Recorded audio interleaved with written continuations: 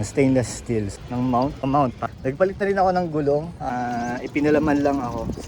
So far wala na. Ayan. Itong sprocket. Itong chain. Yan. Yun. Magandang tanghali sa inyo mga kaibigan. So andito tayo sa circuit ngayon. Paikot-ikot. Naka 42 kilometers. Tapos kanina pa ako rito actually 2 hours and 30 minutes na ako paikot-ikot dito. Yung 42 actually para na akong pumunta ng Antipolo niyan. Ayun, so bike check lang tayo. Hindi naman sa bike check. Pero kakamustahin lang natin ang ating Mountain Peak Expert after 3 months. So ito pa rin, gamit ko pa rin siya, si Mountain Peak Expert. Ano pa nga ba? Ayun, so ikutin lang natin. Ayun, so far naman after 3 months na itong Mountain Peak Expert, naging okay naman siya sa akin. Araw-araw kong ginagamit to actually, bike to work. From the start na binili ko to sa kina DJ Cycle Ride sa Marikina. So araw-araw to, bike to work, Monday to Friday. From Manila to BGC, ito ang ginagamit ko. So ano na nga ba ang mga nagbago dito sa Mountain Peak Expert? Ano na nga ba yung mga napalitan ko? Well, hindi naman ganun kadami, pero sakto lang. I-check natin to ngayon. Park lang tayo tapos pakita natin kung ano yung mga nabago dito sa Mountain Peak Expert 3000. Nampasalan natin itong naglilinis.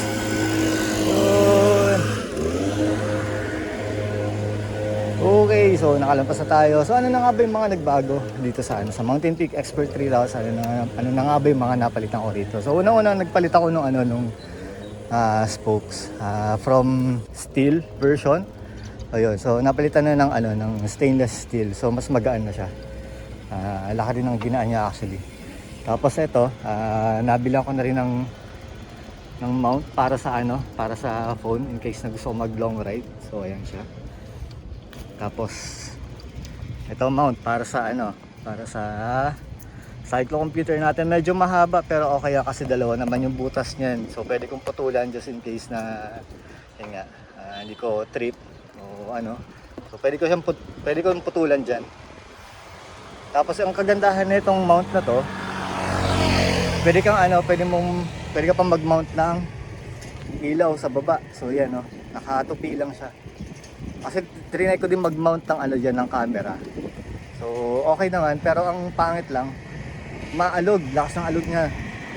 So mas maganda siguro kung ang binili ko na lang yung alloy, kasi ito carbon fiber. Ayan.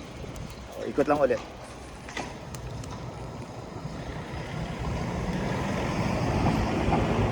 Okay, so nakaikot na tayo.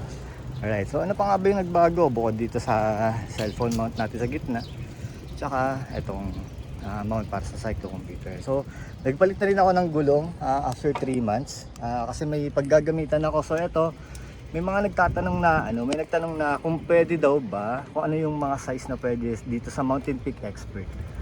So far, nagtry ako ng 35 kako, susubukan ko lang. Pero ito na nga, 700C by 35. So yan siya. Ang nabili ko, tabi lang tayo.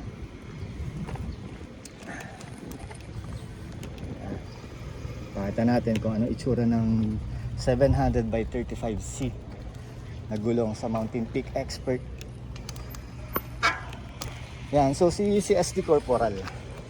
Yan, CST Corporal na 700C by 35. So saktong-sakto na siya. Ayun, sagad na sagad, grabe. Yan, compare sa stock neto na 28C, 700C, 28C. So sagad na yung gulong. So hindi na kayo pwedeng mag mag 40 o mag 38. So yan na yung 35. Sa likod naman, ayan, ito sa likod. Yan ang itsura niya sa likod. Sa baba.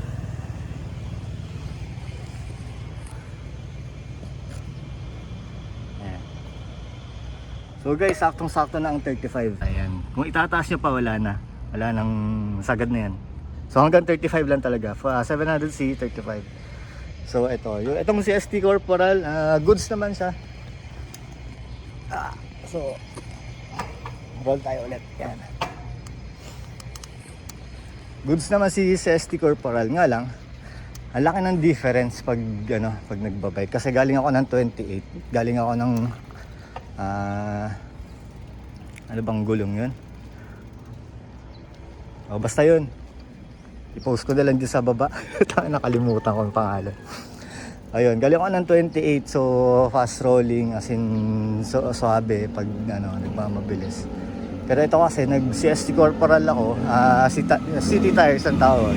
Kasi may paggagamitan ako niyan sa July. So medyo alanganin pag hindi ako gumamit ng walang ipin na gulong.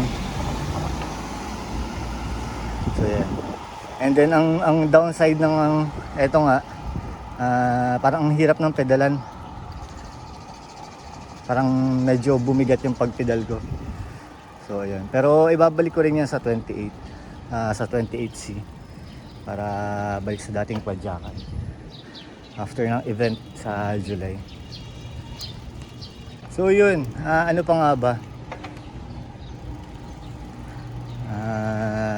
Wait lang.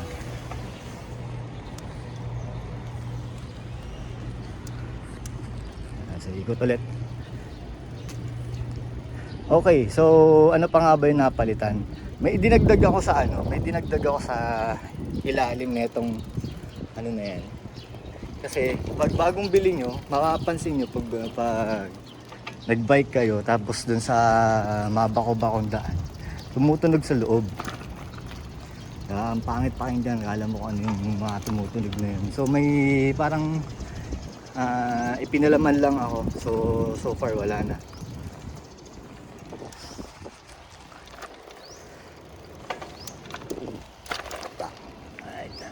Okay, so far wala na. Natanggal na yung umaalog-alog na yun sa loob. Nakalimutan ko ng anong tawag dito sa bar na to. Pero ayun, kung alam nyo, good ako kasi nakalimutan ko na. Ayun, so ano pa nga ba yung napalitan? So far yun lang naman eh. Stock pa rin naman lahat. Wala naman naging issue sa STI. Hanggang ngayon, ito pa rin, hindi pa rin siya na-servicean. Ang madalas na napapalitan ko rito yung brake pad sa likod. Kasi syempre, may ako nagbe-brake lalo na pag ma-traffic, lalo na pag galing ka ng BGC, galing ka ng pauwi ka BGC to Manila. Panay preno kasi ang daan ako sa flyover. So yun, ako dumadaan sa flyover na yan. And then yun, siya pa rin naman, wala naman ako naging issue. Matibay siya actually. Matibay naman to ano nga pala itong ang napalitan ko rito itong sprocket. So mas malaki na yung nasa likuran. Yung pinakamalaki diyan, mas lumaki pa. So nagpalit ako ng Shimano. Ilagay ko na lang yung pangalan, yung model nung sprocket na yun. Pero yan, napalitan na yun. Mas malaki na yung nasa likod, yung pinakamalaki na gear. So yan. Ano pa nga ba? Yan, all stock pa rin naman lahat. Itong chain. So nagpalit na rin pala ako niyan. KMC. Hindi pala, Shimano rin pala to. Shimano na chain. O yan, kasi dun sa stock. Yun na yung pinaka-last na napalitan ko. So ang napalitan dito, itong rayos, itong gulong, yung sprocket natin, itong chain. Siya pa rin naman itong anong tawag dito sa crankset natin. Ayun pa rin naman. Itong drop bar, siya pa rin. So naidagdag lang tong mount ng cellphone, tsaka yung mount ng ng cyclocomputer natin. So yun guys. Alright, so rolling ulit tayo and pauwi na. Kasi ng oras na, 11:30 na rin pala. Yan, may relo pa doon. 11:30. Okay, so Oh, nakailang show na ako. Yun. Ano pa nga ba? Yun lang din naman. Wala nang iba. Itong bag sa harapan, nabili ko lang din naman ito sa Latagan, 250 pesos dun sa ano, sa Senate Road. Yan, 250. Pakita natin. Yan. 250 pesos. Para dyan sa bag na yan. Okay. Yun lang guys. So, after 3 months.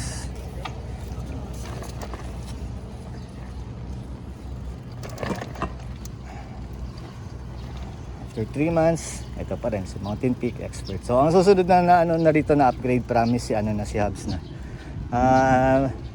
Mahirap lang maghanap ng ano eh.